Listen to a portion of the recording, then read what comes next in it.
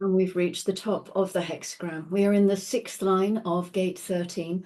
This is the gate of the listener, the gate of the fellowship of man, and the 6th line is called the optimist. Excuse me, I just got to turn this lamp around. It's got a little mark on it, and I keep thinking it's a spider. Anyway, it's not. Distracted a little bit. When you look at the 13.6, think about it in like the 59.6, in the sense that there's a kind of promiscuous listening that takes place during the 3rd line phase when they're young. And that ends often pretty quickly because they end up then looking for their soulmate to listen to, that perfect person or thing to listen to. Sitting up there on the roof of the house, there is the dream that there really is an experience that is really something that is worth listening to, that is worth reflecting on, that will be of benefit for all of humanity. The lifetime learning says the ability to accept any limited interaction as a necessary step towards greater union. Ra said that it's just not possible to get wiser than this headline here, because it says something really important, and that everybody has something valuable to contribute, because everybody is an essential ingredient into the totality in the experiential way. All experience is of value. Each human story is of value. And the better that we collect it, the clearer that we are about the nature of what it is to be human. So in many ways, this is a deeply spiritual line. It recognizes the unique and inviolable spirit that lies in each and every one of us. That is the source of the optimism here in the 6th line. But this is no 5th line, however. There's nothing practical about this ability to be optimistic. And only a fool on the hill could have such a perspective. But by being the fool on the hill, you also make sure that the whole damn world doesn't come and rain on your parade, because you're up there, you're aloof, you've kind of got it sorted. However, there is also this recognition that at some point, out of each being comes an essential kernel that's worth a lot to the totality, to the collective. And it's a long intro that we just had, It takes time. And remember, this is the harmony to the 3rd line of pessimism, where one is constantly disappointed by what one meets in the world. Human beings are mundane, but what they talk about very often is not very interesting. Just same old human stuff over and over. And it is easy to become very pessimistic in the 3rd line. But the 6th line knows better, in the sense that it's transpersonal.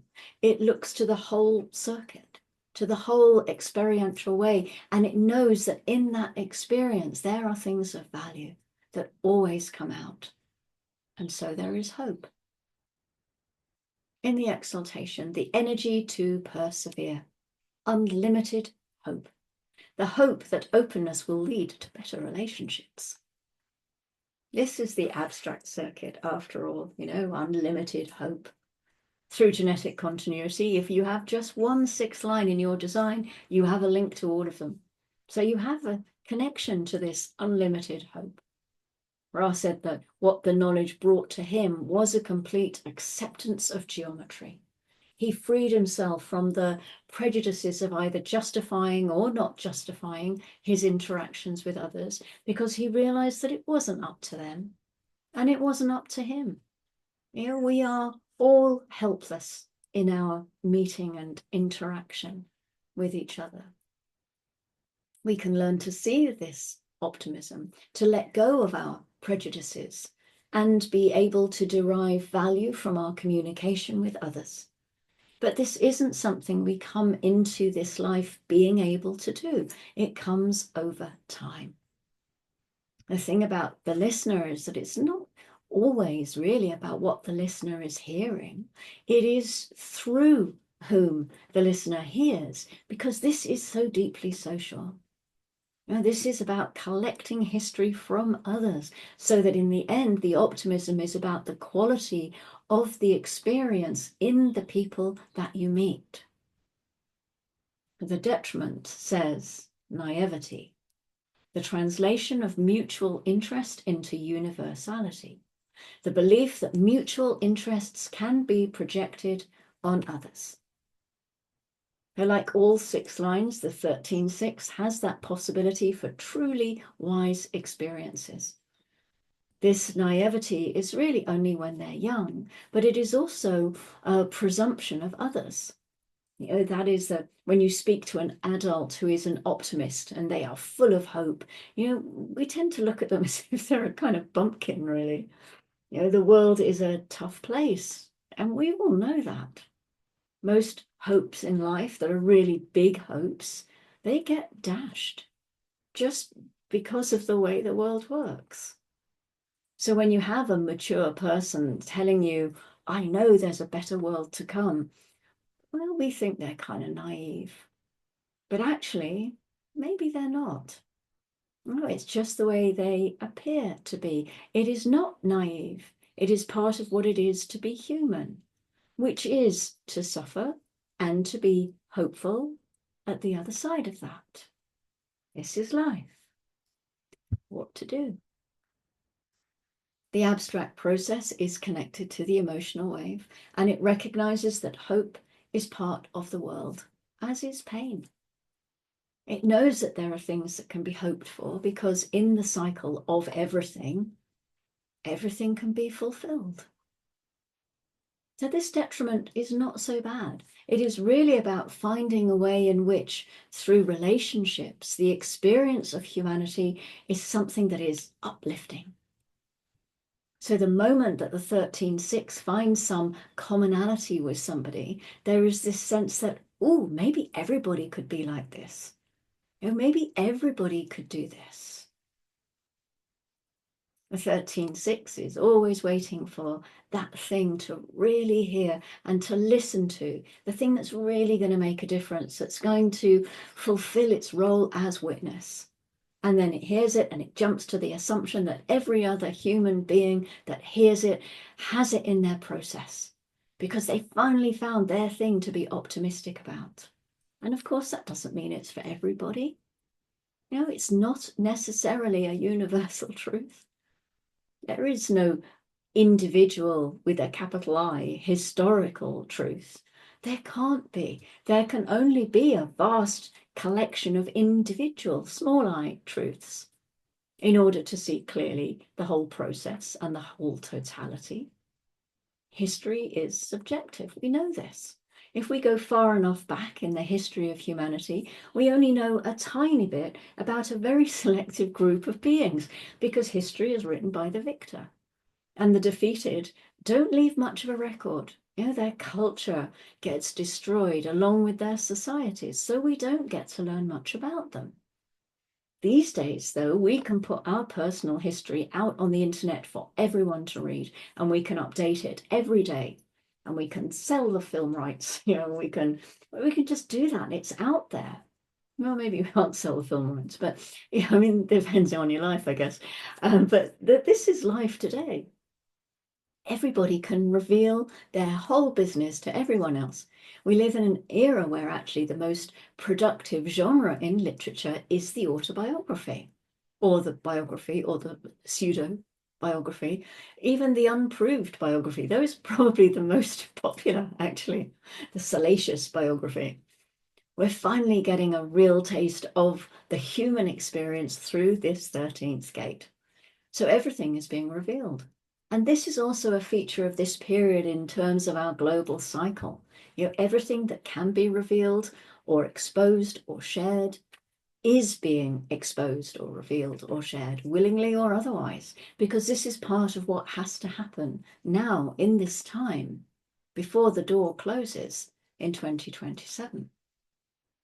So when you get to the point of optimism, where you are really the one with the fellowship of man, you've got it there, when you really recognize how deeply mystical this is, there is also the recognition on some level that this is where the cycle will end.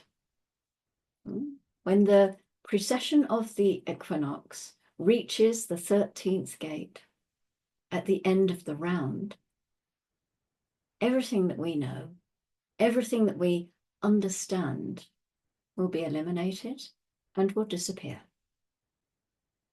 Which sounds kind of bad.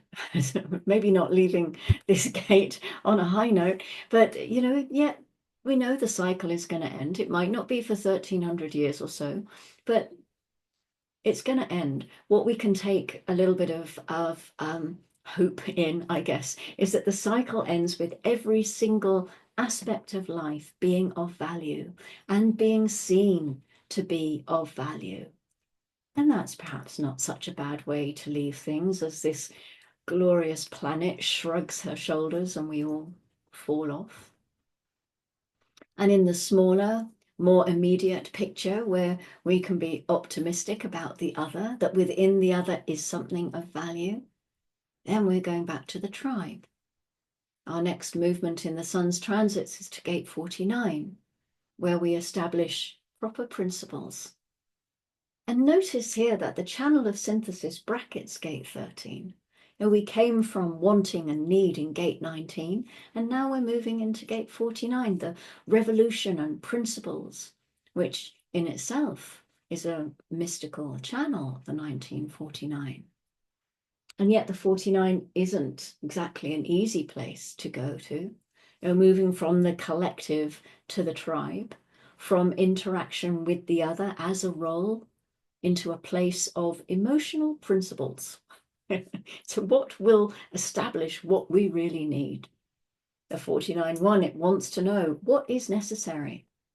So the 13.6 sits up there as an optimist and hopes, but at the same time it realizes, oh, do I really know what's necessary? No. What it is looking for is a hope for what is necessary, because what is necessary will ultimately make a difference in experience. And don't expect 13.6s, once they're really mature, to listen. They often don't.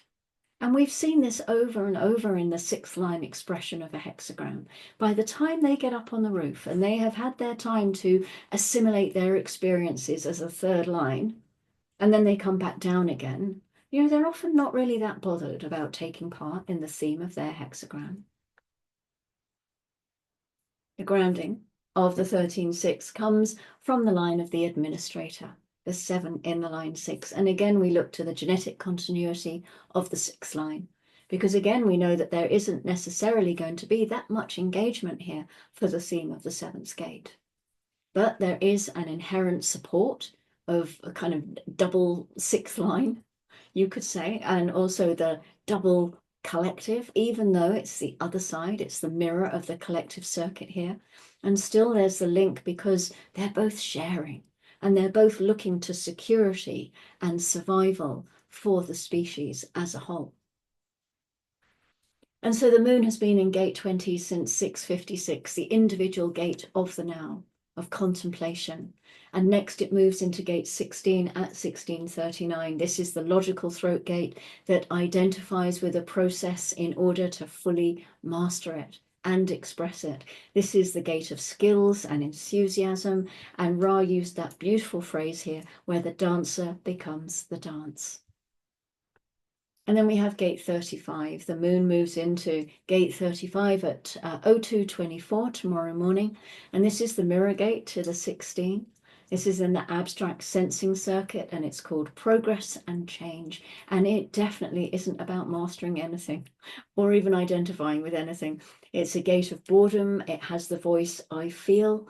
And that usually ends up meaning, I feel it's time for a change.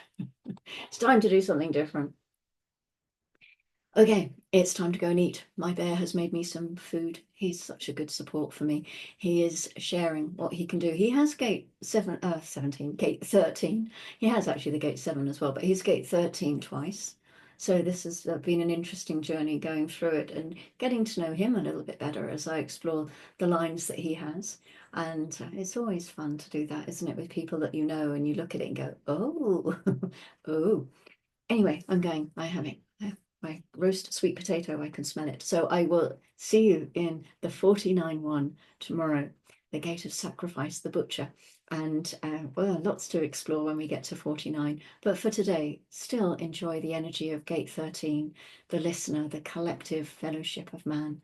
And I will see you. I hope you've enjoyed listening to this Gate 13, and I will see you back for the overview of 49. And until then, as always, go gently.